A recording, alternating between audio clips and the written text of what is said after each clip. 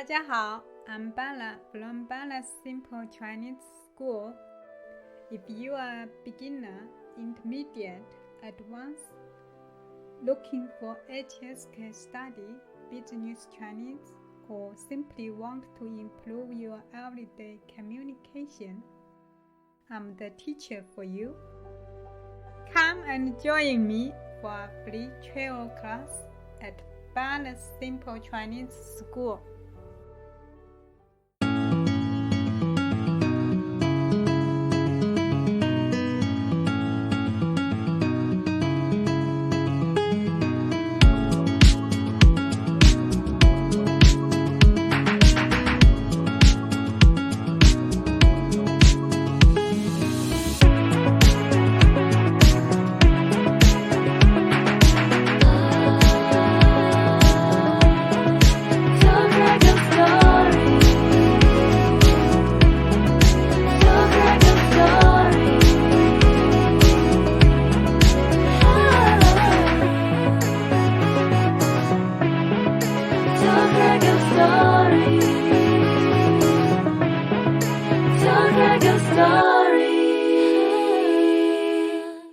Hello everyone, Craig here. Welcome to another edition of the podcast, Tell Craig Your Story.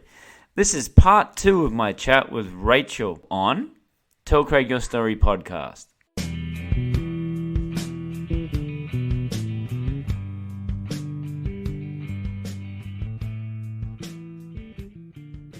Alright, let's talk about your bands and your musical projects that you've been into. But we said this before, I sort of know you just as Rachel. Yeah, a lot of people do, I think. Yeah. And here I am asking how to pronounce your surname. Because I actually didn't know until today. So, yeah, everywhere, even when I wasn't playing in a band, when I first come to Shanghai, I was like, Rachel's in this band, Rachel's in that band, Rachel's a DJ. It must be so annoying to some people. Like, oh my god, this girl. Will she just chill out? And just on flyers and, just word of mouth and always playing. And even when I wasn't playing, I'd go out and watch a show. I wouldn't say all the time, but some of the time you're in this band, you're going up and doing like one or two songs, you're doing a DJ set. Yeah. So I'm always sort of seeing you. So was it time when you come to Shanghai was like, okay, I've got to do this? Or like you said before, Fliphouse, it just sort of fell into it? Yeah, sort of. I mean, I was really nervous on stage at first with Fliphouse, and I went to Ryan, and I was like, this gets easier, right? It gets less nerve-wracking, right? And he goes, no. Well, so you said that you had like this huge panic attack. Yeah. How did that gig go then? It went okay. I mean, like I had that moment where I was trying to get out my door, and then I thought about them and how much they grounded me all these years. So I thought, I think once I see their faces and they're giving me this permission to come up and fuck up if I do, it's not the end of the world. They love me. So I'm up there with people that I love, that love me. So it's gonna be okay, right? You know what? Sorry to cut you off there again. Yeah. But that's the one thing that I always used to do, I always played guitar. Anyway, being in this band that did tours up the East Coast, and I would get nervous. Yeah. I'd be thinking about, I've got to get new strings, and I've got to make sure that the amp's working right, and I've got to do this. I'm just like, anxious. Then I see the guys, and it's like, yeah, it's okay. Yeah, and you're up there together. You're carrying this thing together. Yeah. Yeah. So if something happens, they're just going to keep playing, and then it all works out. Yeah, and so many moving parts, like you said. There's the amp, there's the mic, there's the cables, there's a myriad of stuff that has to work with you. And especially with the Snuff Disco. Oh my god. Man, yeah, especially with Snuff Disco, yeah. Actually, we'll go forward a little bit, because we had the battles of the bands. Both of our bands were on that set, and the rules were you had to have 10 minutes to set up. Yeah. Otherwise, it'd cut into your show. Yeah. You guys need like an hour to set up. Yeah, There's a lot of all stuff. these For a electrical 3-piece wires. band, you wouldn't think so. Yeah, that's right. Mm-hmm. But there's a lot of things going on to make the sound that you have. Yeah. So I thought that was a little bit unfair. That I guess That's what it is, eh? that's the rules. Yeah, and one of the mics died, so me and Yes. Tyler had to share the mic on stage, which was beautiful Yeah. in its own way and symbolic. But yeah, I mean, the Snuff Disco sound really came from fusing our styles together because, like I said, I was making like synth pop by myself, like melodic, like reverby vocal synth pop. That's what I was comfortable just doing from out the gate with like with different like arpeggiators and like different loops. And then in quarantine, when nobody had shit to do, me and two of the Fliphouse guys got together, and I would just start playing stuff I was working on, and then Ryan on the bass and Tyler on the guitar would just start doing awesome stuff, like on top of it. And I was like, whoa.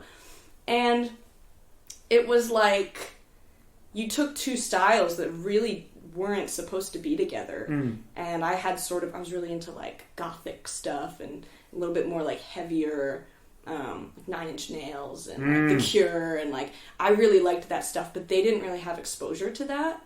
So when I sort of like pushed it on them and was like, maybe let's try to do something like that, they found it so fun. Well, what were those guys listening to? I mean, I can assume what they were listening to with their style of music, but what did the guys listen to in Fliphouse? They're really into like Joyce Manor and like brand new emo bands, Hospital Bracelet, Right. that kind of stuff. It almost borders on mathy a little bit because it's very active and it's very like in your face. And Tyler is like an incredible lyricist. Yes. He's an incredible lyricist. And I remember when I started to sing in our jams, like I would be like shaking with my notepad of words, and I would try something, and he was so beautifully helpful in being like, I love that line. That's an amazing line. I love where you're coming from with that. Maybe like for the sake of syllables, put this here and we can rhyme this word with this. And he took my ideas and like so respectfully made them better, made them musical, because I didn't know how those things fit just yet. I'd always written poetry, but I didn't know how it fit into music, and they taught me everything about that. Right. Which is so cool. That's really interesting. I'm always interested to hear about how you write music, like for yourself. I mean, we're all writing, like musicians, they write music by themselves, but when they put it together, so how was the writing process for Fliphouse? Like, were you coming up with musical ideas, or were you just coming up mainly lyrics? It happens in so many different ways. I think for the boys, like, they'll put together riffs, and I can't say that words come easily to Tyler, but it looks like it. It looks like it does. So he's always been the front man of that band, and when I sort of came in, it was like, okay, here's like two singers, here's like, we both have a front person ego. Even I did off the gate before I like even started to write stuff. But learning how to harmonize our ideas, not just our vocals, but like bringing in and so they watching them make songs, it was always like, oh, that's cool. What if we try this? I'm like, oh, that's cool. Oh, that works. So like having it come together and respecting each other's ideas, like they had really been in that practice for a really long time. Right. So to see that was like so cool. Yeah. So cool. So did they already do the first album before you joined, or was it after you joined? Yeah, they had already done their first album. Right. And they're so tight too, because they will like write their songs and practice them a lot. And that's why they're so tight on stage. Yes. Because they're really serious about practicing. So being able to see that and have them really trust what they're doing and bring it on stage, like they wouldn't really mess up or get too messy because they know it so well, which was so cool. And then for the second album, you obviously would have had more contributions to it. I mean, I was still learning how to make music, so I think they were just really open to me being around, and like I had a song and everything. And when we, and I would go to all their shows because I just, I love those guys. And when we were in Beijing, it was like I was going to do my song. Tyler started losing his voice. And we were going to have this show. And they looked at me and they're like, Rach, if Tyler's voice is shot by tomorrow, like, can you sing all the words? And I'm like, I think I can. I know all these words really well. I've been to every show. I think I can. He ended up being okay, and I didn't need to do that, but I was on stage with them for most of it, just doing backup for them. So you're on standby to jump into the front man. And that, that sense of responsibility to, like, be able to do that. I'm like, yeah, I'll step up to the plate. I think I can do it. I know all the words. What a rush. Yeah. Really is. Especially for the band, that's good to know that you could do that if that ever happened sort of again. Yeah. Ride or die. And then, like, Fliphouse play everywhere as well. That's like another bit, like yourself, like Fliphouse are always, it's like, who are these guys, Fliphouse? So, no, they're a really cool band, and definitely another one like Rat King, sort of waving the flag for the original music in Shanghai. So lots of respect and love for those guys. So for sure. You said with Snuff Disco, you were the sort of the main person, and then they would come in and write some music. So it's completely opposite to what you're doing with Fliphouse. So. Yeah, for sure. And I think that was really exciting for them because Tyler got to step back and really hone in on his guitar skills, and Ryan had just picked up a bass for the first time. He'd never even done that. So all of us were playing in these very new spaces, and I think that's what made it so conducive to being able to create. Like, we created so many songs so fast and just loved it, and it was just the three of us with like all these pedals and the computer doing the drums. We had the automated drums, learning how to do that. And when we started writing that stuff in Ryan's apartment, like, we were like, this is so fun, Like, Fliphouse is fun and emotional, but this was more like club-ready, borders on a little bit pop. Like, it's just so fun. And we were like, the only thing missing is the people around us. Because I think they're going to really like it. And it's funny what the words are about, too, because I didn't really know what to write about except for, like, love and longing and, like, sort of, like, it tended to be a little, like, sensual, but I watch a lot of true crime. Right. And my dad was a cop, so we ended up writing a lot of narrative stories about murder and, like, vigilantism and, like, the Unabomber and, like, just crazy stuff. Whether you want to admit it or not, it's interesting. It's people are going to watch it or listen to it. And we just, like, hit that spot of, like, this is so, like, strange and weird, but how fun is it to, like, write around, like, fictional narratives? Like, I think that was easier for me to do because I was, like, I was not taking it so personally. It was like, let's, like, create these characters and this like vibe, that was just really edgy and aesthetic. Because art is a big part of Snuff Disco as well. Like, we were really into having fog at the right times, doing, like, live painting for me. We have a song that's about the MK Ultra testing, which was sort of, like, worldwide in the 70s and 80s, and experimenting, just different psychiatric wards, putting people through these crazy experiences. And so I had the idea to, while this, like, song is just going crazy, like, do a bunch of Rorschach tests on, like, ink or fake blood and, like, be doing them in the crowd. And then when the song explodes, I just, like, rip it up and I just start writhing on the floor and there's fake blood flying everywhere. And it's interactive at that point. So cool. That's where it got really theatrical and people would be like, what is going on? So that's really fun because people were, like, jarred by it. How many people are doing that, though? Yeah, it was especially in Shanghai, anyway. No. Super cool, and it organically came together. Honestly, like, it was just one of those things that's like, wouldn't that be fun to do? And for me, just, like, going crazy on stage was this huge outlet of emotion from the week or the month or anything, and people enjoyed watching it. As psychotic as it looks. Yeah. So for I know that you did it maybe once or twice, maybe you did it more, but playing on the same show, how was that for you? I mean, especially if Snuff Disco played first, you put a whole lot of energy into it, and then psych yourself up again and go and play with Fliphouse. So how was that for you? They're different modes, really, and they seem like two completely different bands. But it was more like two birds, one stone thing, because we're dragging our gear to one show instead of two throughout the week.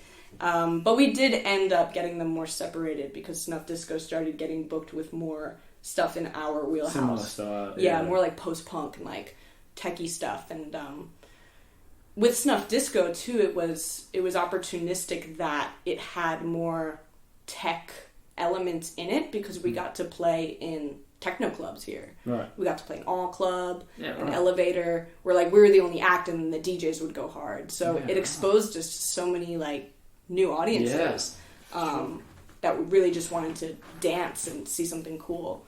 Because Snuff Disco is really dancey, as like melodic and sort of haunting as it can be.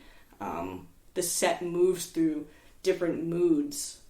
And with both Fliphouse and Snuff Disco, we sort of have this unspoken rule of like 30-minute set, that's it. Right. Bang it out. Yeah, because even if you go to a show of a band you really like, they're up there for an hour and you're like, there's just something in your brain that's like, this sort of sound, it sort of started to bleed together. So when we just cut it to 30 minutes max, it was always people being like, we want more, I like more songs, encore. Like, and it's like, no, come to the next show. I love that's why I love the Ramones. Like, I think they probably played 40 songs, but I never got to see them play. But yeah, they played for like 45 minutes to an hour. They'd play 45 songs in that set. 1, 2, 3, 4. And the kids would go crazy. Totally. Short, sweet, get off. No encores, no, just in your face for one after the other. Yeah. I think we had a good omen too, because our first Snuff Disco show, somebody proposed in the crowd. Yeah, right. To wow. their girlfriend. Yeah, that was like, what? There's videos of that. It was so cool. Wow. And we were just so excited that happened. Did you know that? No. What a random... I hope they're doing well. Yeah. I think about them all the time. Oh, seen flake blood. Hey, you want to get married? No, for sure. So hilarious. Yeah, in C's Bar, no less. Oh, right. Beautiful, beautiful. Even still.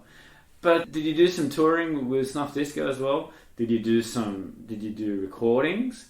And what are you going to do with Snuff Disco now that you're going to leave? Are you still going to sort of electronically sort of keep it still together, send music back and forth, do recordings?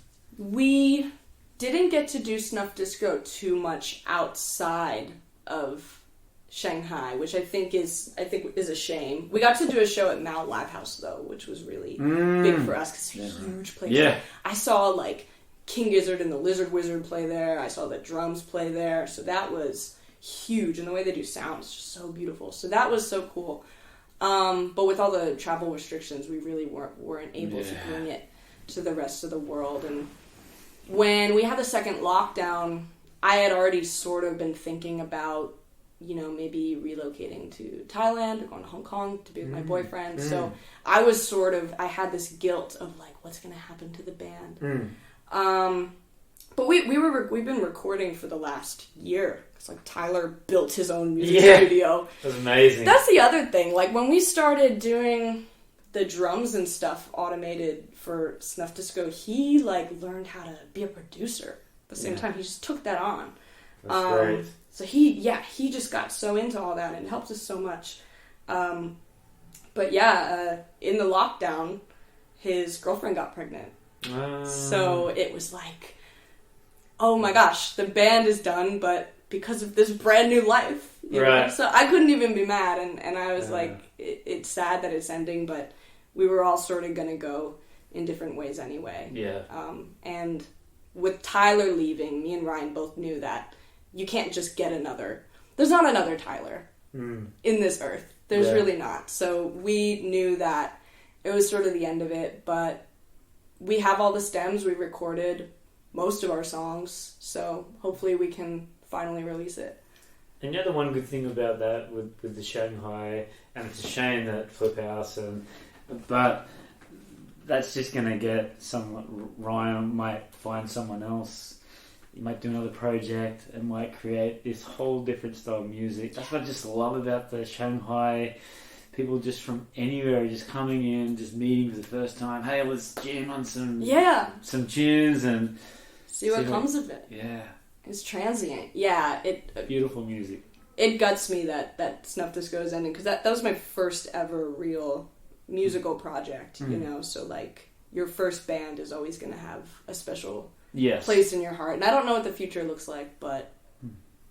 And I do solo stuff as well, which is totally different, and some people will say, oh, well, I like that much more than Snuff Disco. And that's what I want to talk about now. Okay, great, yeah. So your solo stuff, were you doing that during Fliphouse and during Snuff Disco? During both, yeah. Right. I mean, it was just another thing to do. I think once I just started making music, I couldn't stop. Because I saw some photos of you, like with your guitar, which I may have seen you once, but not very often. But yeah, you're playing your guitar as well. So open mics, is that just something for fun, just to get some? I think it was really like to keep myself up to snuff with writing. Right. Even though when we weren't together in the writing room, it's something that I could do at home and also experiment with other styles, because like I said, I was like really into the synth pop stuff. That's just what came out. And then again, I really like folk stuff. I like acoustic stuff. Like I love Leonard Cohen. And so when it came to writing more folk stuff, which is either like acoustic folk, that's me, or like on a guitar, or like the folktronica stuff, it lets me write about anything like mysticism and shamanism and deities, and I've always just been super into that sort of stuff. So just writing about really bizarre things, it feels more to me like a channeling. And when I'm solo, then I can really explore whatever that means, and there's no barriers at all. So I've really enjoyed doing that, and I got to play a solo show in Beijing, and that was really cool. I hit up 2 different spots, and the way people have received it it's just been so kind, and people are like, I've never heard anything like this, and when I started writing it, I was like, nobody's gonna want to listen to this. I've never heard anything like this. This is weird. Yeah. You know, but then it turns out that the opposite is true, and that just gives you so much confidence to keep going. Yeah. And like you said before, like when you're learning how to play the instruments and when you're listening to it, the freedom to create a song, you can do whatever you want. Yeah. You know what I mean? So when you go back and do your own things, I think that's great. And also, like with my boyfriend being long distance for 3 years, a lot of my songs were to him. Right. A lot of my songs are sung about him, about us, to him, and I think like... Is that hard for you to release that to public, for other people to sort of, or do you sort of metaphor it and try and hide it in the song?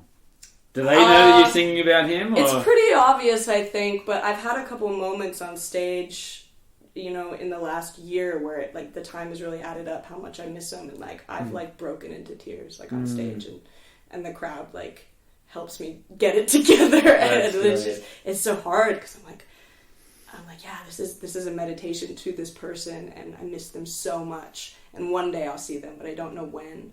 And since the songs are written straight to this person, it's like, here's a brand new language that I wasn't able to speak before, and I can say things through a song that I can't really chit-chat about. Yes. Either through metaphors or through just like little inside jokes in the lyrics that only Will get. Yeah.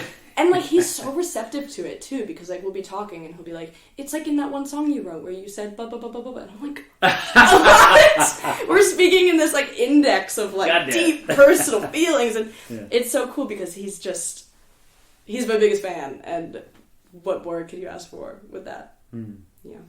And with your DJ set as well, how do you put a set together for this?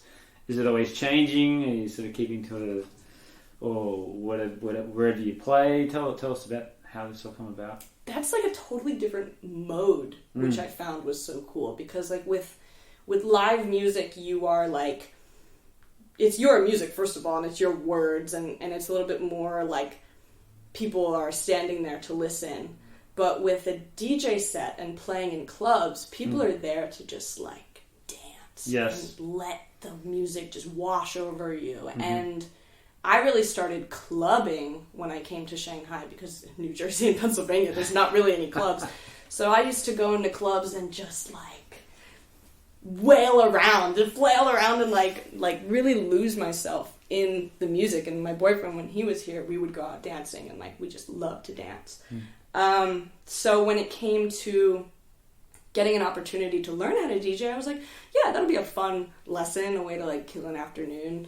And my friend Charlie and my other friend Nick showed me around on the decks, and I was like, yeah, this is pretty cool. And then my friend Charlie was like, great, you're going to play New Year's Eve now. And I was like, what? Excuse me? I had one lesson. There's no way. He's like, nope, bring your music. You're playing New Year's Eve. So again, that was like diving head first, like get good fast, because you don't have a choice. Like 12 is going to hit and everybody just wants to dance. You know what I mean? So just delving into that. And with DJ sets, the sort of standard rule is start off with a slower BPM, whether it's like 110 or 118, and work your way up to maybe like 129 or 130, depending on the kind of music you like. And I found that I really like melodic techno, house, drum and bass, breakbeat, trance. I like trance too. But I'd really only just been starting to learn all these different electronic music genres. So building a set and making the energy play together and watching the crowd, what works, what doesn't work, and really just sort of reading the room. And when my boyfriend left, it was like less fun for me to go to clubs, because like I didn't have my dancer.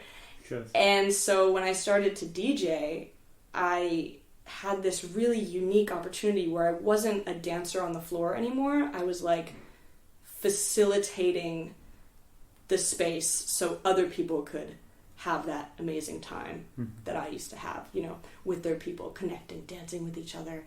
And it let me be in a different mode and really enjoy that process so much more.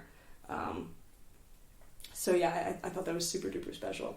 Are there any other DJs out there that have an influence on, or you know, are there other... For sure. I mean, in Shanghai specifically, there's a DJ called Gargoyle. He goes by Jans, and he plays a lot of sort of synthy, dark Italo disco that I really like, but wasn't seeing a lot. So they have an event, a couple different events, one at All Club and Elevator, and I went in there and I was like, club music can be like this, and it's lively, and it has almost those rock elements to it, and people love it. So that's when I was like, oh, I can really delve into the stuff I really, really like. And then internationally, I love Boris Brejcha, and an artist called Hojo, and they've sort of coined this term where it's like minimal techno, but they call it mellow dark.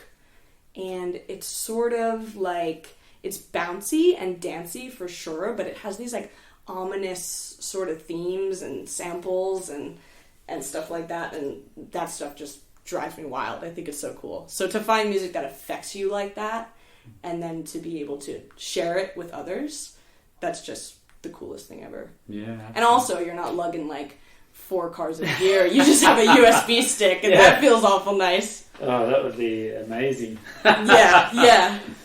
It's great. Yeah, unless you got a roadie.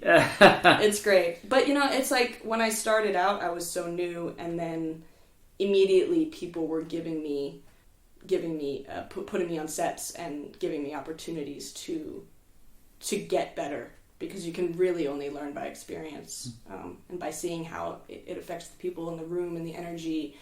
if you're like opening for somebody, if you're playing after somebody that had a different energy, like sort of getting to know the anatomy of that, like was just so cool. And I owe it to everybody that's put me on a set and took a chance on me, because it let me learn so much. That's really cool. And why the name? Your DJ? Oh, yeah. We spoke about this a little bit earlier. Yeah. So some people know what a gargoyle is, and some people don't. So it's Gargoyle Girlfriend is the name. It's a bit of a mouthful, but I love alliteration. We love poetry out here. And I've always just loved gargoyles. They're like stone creatures, and in Gothic architecture, they're on churches, and they have sort of like bat wings and maybe like an animal face, or like a humanoid face and claws. And in Gothic architecture and medieval architecture, they are placed on holy places to ward off evil spirits. They sort of like play for the good side. Yeah. And we always had one at my house growing up. Like, he was like a little fountain guy with like wings, and this stone dude. And we always had him. We had like a koi fish pond when I was like very, very young. But he followed us to like our other houses. And I remember so specifically this one time I came home from college. My parents had been fighting. They've been married for like almost like 30 years now. They're incredible. But they had been fighting at the time, and I remember I came through the door into the kitchen, and the both of them are just at the kitchen table holding the wings of the gargoyle, because I guess it had fallen over, and both the wings came off, and so they were like super gluing it together, but they had to like hold it there for like 10 minutes, and I'll just never forget like walking in on this image. And so gargoyles have always been just like deeply personal to me, because I just love creatures. I love furniture with claws on the bottom, like just that kind of stuff I'm so into. So Gargoyle Girlfriend was sort of like, it's ambiguous because people ask me like, are you the girlfriend? Is someone else the girlfriend? Blah, blah. But it's really open for, you know, interpretation. Yeah. So I'm looking forward to your first house where you actually have all these things and claws. Yeah. You put them in gardens. They're in like cemeteries. Like, it's right up my alley. I just love that stuff. So cool. Like the Chinese, they have like a foo dog, you know, like outside banks and stuff. And the Thai have like a Singha, which is like a lion sculpture. So there's a lot of different names for them, but from the Western world, we call them gargoyles. Yeah.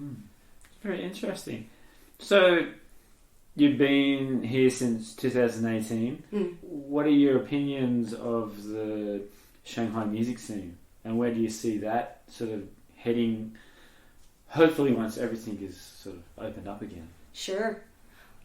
With the pandemic hitting, it was actually, for the Shanghai music scene, I think, like this weird blessing and a curse, because while the rest of the world was sort of raging through the thick of the pandemic, like Shanghai was this bubble, right? So like we were allowed to do stuff while other places in the world weren't. And I felt guilty like posting shows on Instagram, like having this grand old time, because like it hadn't really hit us yet. We'd been like holding it off. But international bands started to not be able to come over here, so it was like the live houses and the venues had to fill these Saturday nights, you know? So suddenly like local DJs were able to get up there, local bands were able to get up there, and it afforded this like really interesting like renaissance, as I see it, that wouldn't have maybe happened if not for it. Whereas where I see it going, I think a lot of new bands have formed out of that. A lot of local bands. Snuff Disco was offered a record deal with Modern Sky, actually, too. So, like, they were going to bring us into, like, you know, the bigger stages and, like, do, like, Strawberry Festival and this and that. Sorry, just Modern Sky is got to be one of the biggest stages I've ever seen. Yeah, it's huge. Can't believe, like, the live houses here in China. Yeah. Their stages is like a... It's like a house. Like the commercial ones are no joke. They're no joke, and they're an international label as well. So they have a Modern Sky in the UK, in Germany. Right. Yeah, for sure. We ended up not taking it. And I'm glad we didn't sign a contract, because then then stuff really, hit the fan. But we were sort of reluctant to give away the rights to our first music, our first album, because we weren't sure. Such a trap, yeah. Rachel. Yeah. Such a trap. We were really excited at first, because, like, what an honor. Like, yeah. They want, like, we were foreigners, but that label here had no foreigners at all. So we would have been the first foreign band on it. Yeah. Damn. Yeah. It was a huge honor. But yeah, like you said, it's a huge trap. You got to be really careful, and you got to have lawyers and all that sort of stuff. Yeah, it was a little tedious, and they wanted us it was a 2-year contract, and they would tell us we have to go to this festival. But we're teachers as well. Yeah, we can't bend to the will of their. Not to mention other stuff about it, but you got some weekend gigs. Yeah, exactly. So. Glad we did that, because we could have lost the name now that we have to move other places because of all this. And that's very interesting. Yeah. Plus, the scene is different now. Like, the scope of it's changed. Like, having a record deal meant, like, they were the only people that could press it, in the 50s, 60s, 70s.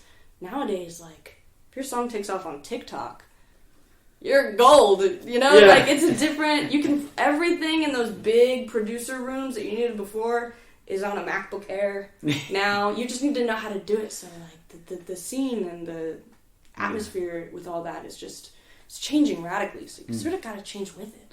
Yeah, that's true. But I think I always go back to the live feel. If you can't play live, I mean, forget about it. For sure. If you can't play in front of the crowd, then it sort of takes away the whole feel and being like a real good musician. And yeah, that's what I care the most about. Like, even being in the recording studio, like, it's not as fun for me as being on stage with the people. Well, that's what I was going to say. Like, how do you what you see with Snuff Disco? How do you put that onto an album then? Yeah. And get that same sort of effect. Yeah. From your fans. I don't know. I think the order of the songs, we were pretty careful in, like, driving the energy. But yeah, I don't know if anybody would want to listen to it on like, Spotify or NetEase. Like, time will tell, but... Unless you get some fake blood included on Yeah. So for me, having it be an experience in the night is special. And it's the same with DJing. Like... You're all there for that night, for that party. Like, it's so present. Yes. Yes. Agreed. Like, you don't need to record the DJ set for somebody to listen to later, because it's all about being right there. Yeah. All right. So, you've been in Shanghai. You've been in China. What have you learned from being here? Yeah. I mean, I think when, like, Chaos Art in the Underground started, like, that was really when live houses couldn't open yet. So C's Bar was letting us do, like, the shows in the basement there. And we started putting together just some shows, some rock shows.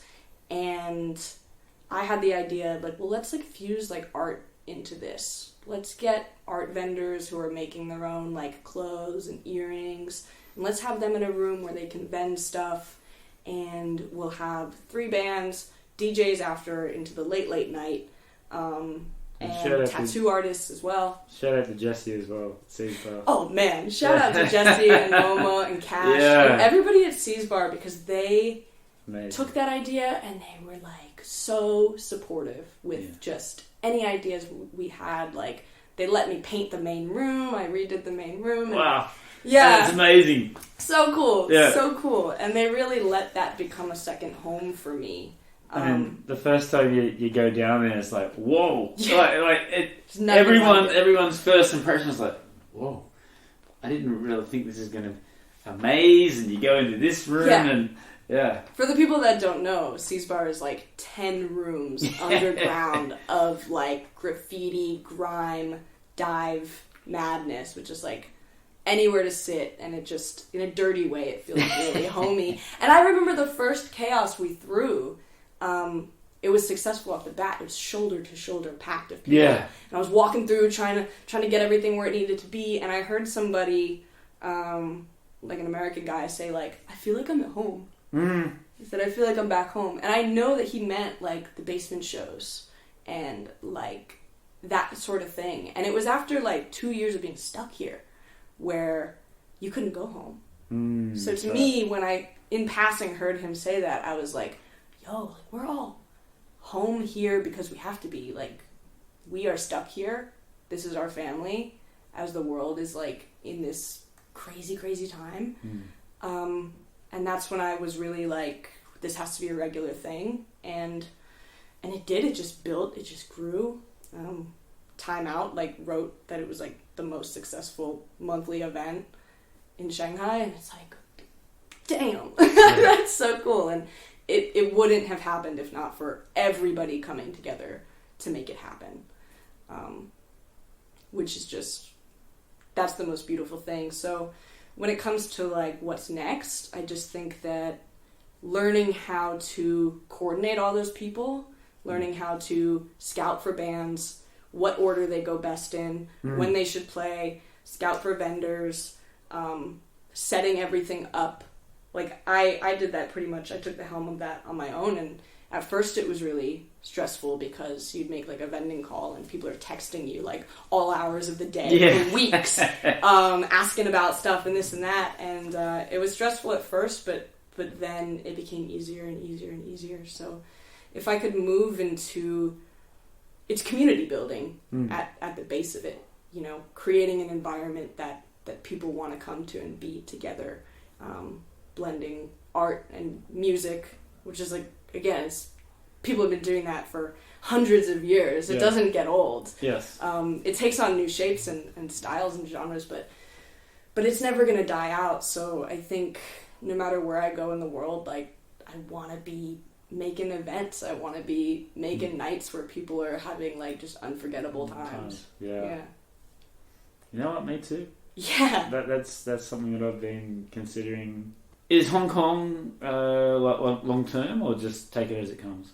Not sure yet. I mean, I want to say no because, you know, like I'm moving there to be with my boyfriend and he's from there. So I think both of us are looking for something brand new for us. But he is also like really in line with community building and events and stuff like that. So I'm excited to be able to do that as a unit, like as a team, whatever it looks like. Like we thought about Thailand and stuff too.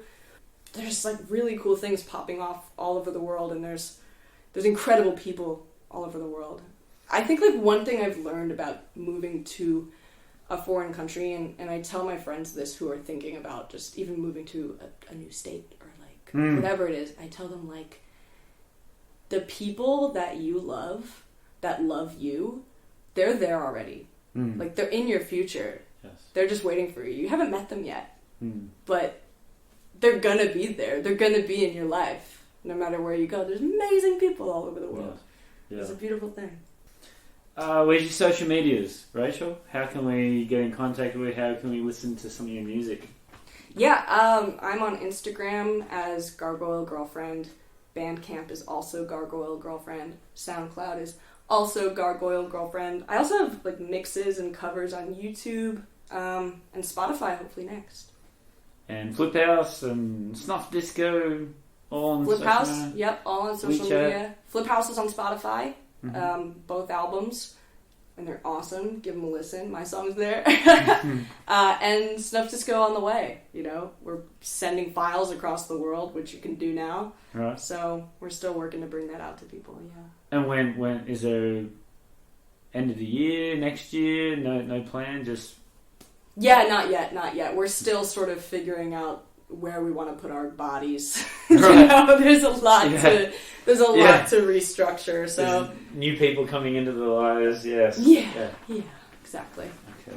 To finish off, I just ask questions, and I want you to give me your top 2 or 3 things. Got it. All right, shoot. All right.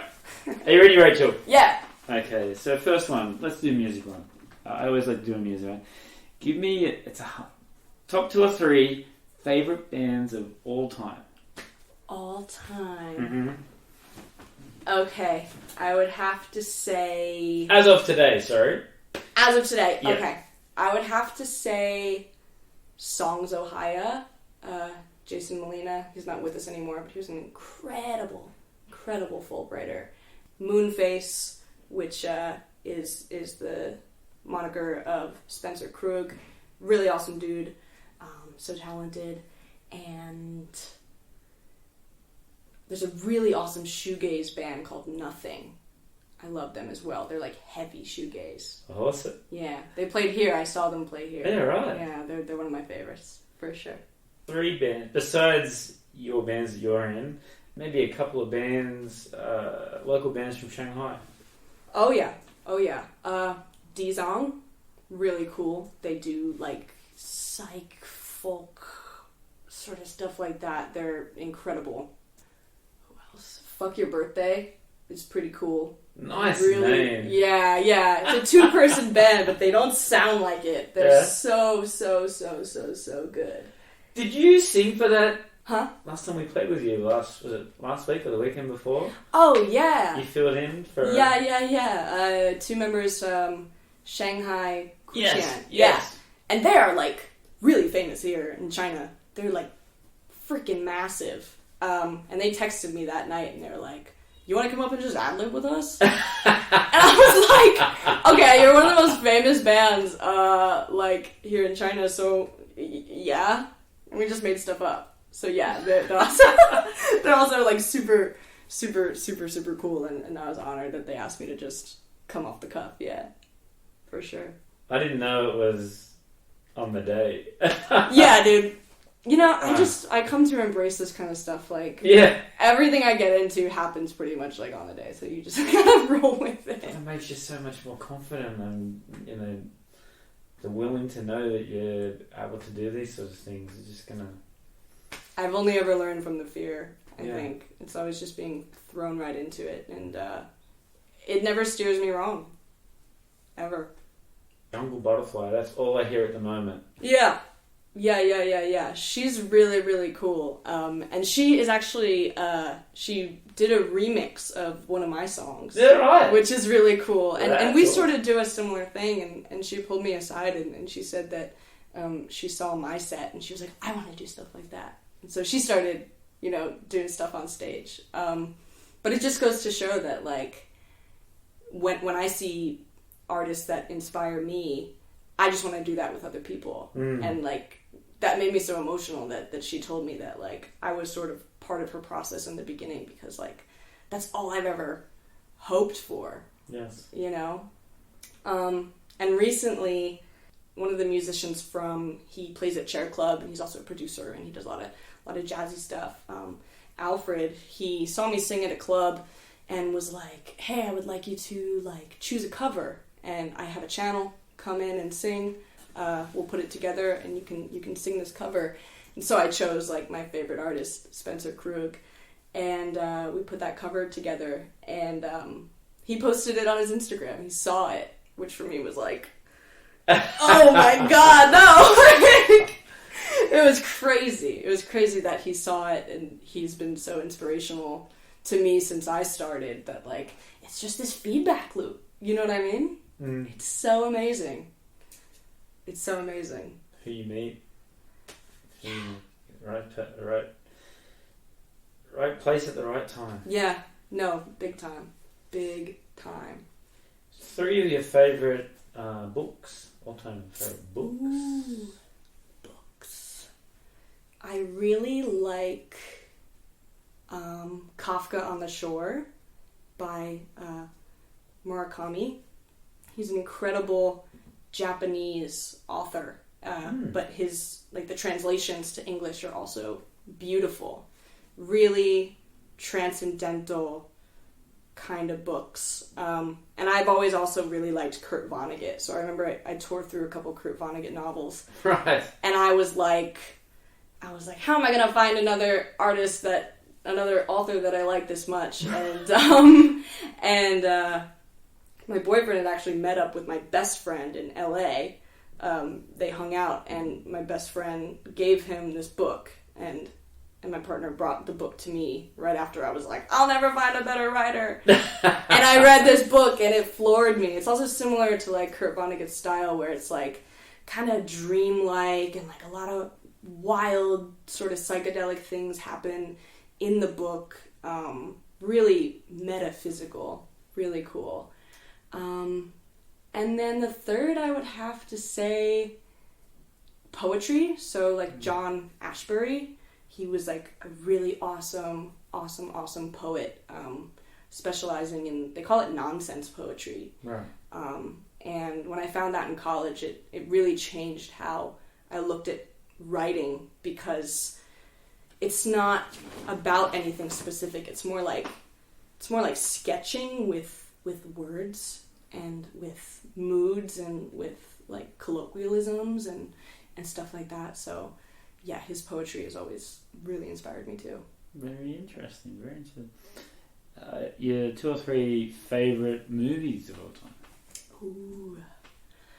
There's a movie called The Fall, with Lee Pace, and it's about a stunt actor who ends up in a hospital in like Argentina or something, and this little girl is in the hospital with a broken arm too, and she's bored and just like wandering all around. She can barely speak English.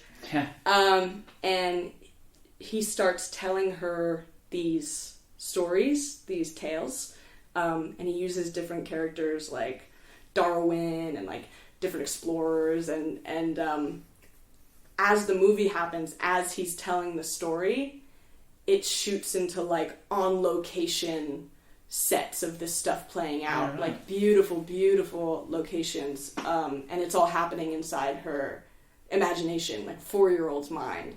So like when he comes on horseback with like a decree, they like open it and it's like scribbled in crayon, because it's like happening in her brain, and that was one of the coolest movies I've ever seen.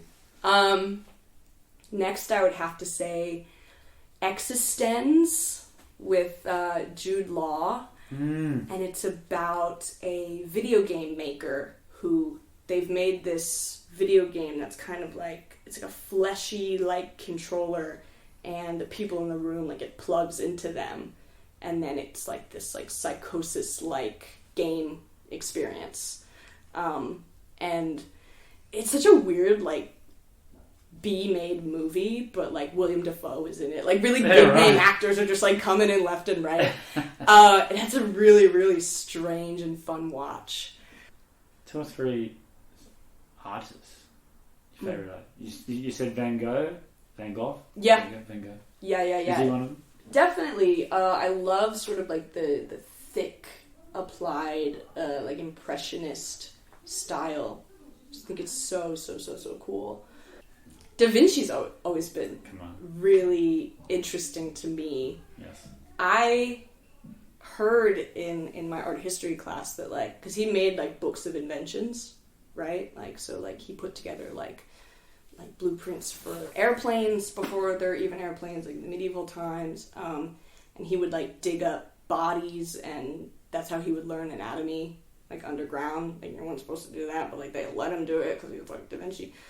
And I heard that he had like 3 books of inventions, but he burned the last one because he thought that the world wasn't ready for it. So he just completely. They made so many movies about him. Yeah, sort of a cult favorite for sure. For sure. What's the best piece of advice you've ever been given?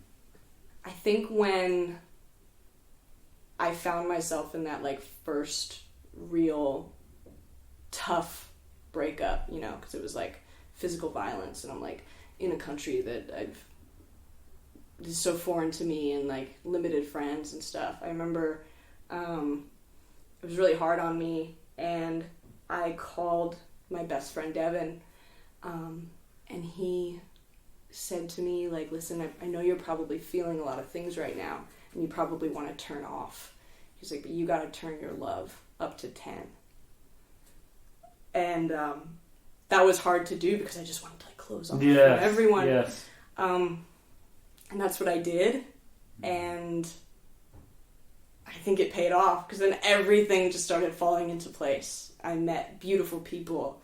You know, I made new love. I really just went against my instincts, and like a dial just went like boom, 10. And that helped me heal so much and let people in. So that always stuck with me, for sure. That's great. That's very good. Last one. Who was your greatest inspiration / hero, and why? Probably my mom. I think my mom, because we always had such a close relationship, and I know that, like, moving here, she thought it was gonna be strained because I wouldn't physically be around. And, like, most of our, like, deepest heart-to-heart conversations happened, like, in long drives, and we would be able to share music at that time too, you know, like, just I would make her CDs, and she would talk to me about what songs she really loved and why, and so we always bonded over music and talking about everything under the sun, and I've always been able to talk to her about, like, anything. And since I'm here, like, we'll get on a phone call and just be like, da da da da da da da, and it's 6 hours. I look at the phone, 6 hours have gone by, because she's just that kind of beautiful spirit. And the phone would be like boiling hot, like 300 degrees. Yeah, it's heating up. Yeah, no, for sure. So yeah, I think, like, she really taught me everything about music, even just from such a young age. Like here, karaoke's so big, but in the States, like, they had these huge, like, karaoke machines and wires and cords and XLRs, and we always in our basement had, like, piles and piles and piles of cords, and I didn't know what they did back then, but I know what they all do now. You know, so I really feel like as I get older and like, I'm gonna be 27, like, I feel her, like, spirit, you know, with me all the time when I'm setting up parties, and she's still doing that back home. Wow. You know, she's still doing it. So yeah, that spirit is always there. And now that's a passion. Yeah.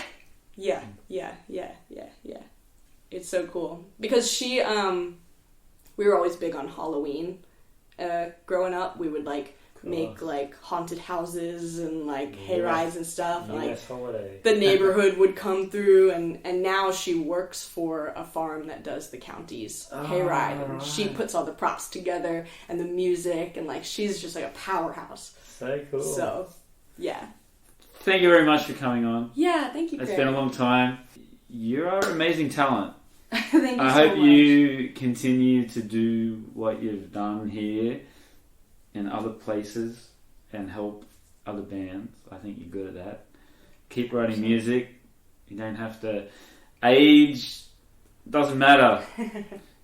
Even when you had a really bad day, just write music. Just do it. Right. Yeah. That's really good advice. And then you get out there and start again. So yeah, keep doing it. Make people happy. Thanks, man. I really, really appreciate that. And all the best. Hey. Cheers. This has been so fun. Thank you so much. Hi, I'm Nigel the Shanghai Psychic. I can tune into your loved ones in the spirit world, but I can also tune into you, tell you about your path and the choices that you need to make and need to know. I'm currently giving 30% discount on all Tell Craig Your Story listeners. Just use the code Tell Craig Your Story for 30% off your first psychic reading with me online at Nigel the Shanghai Psychic.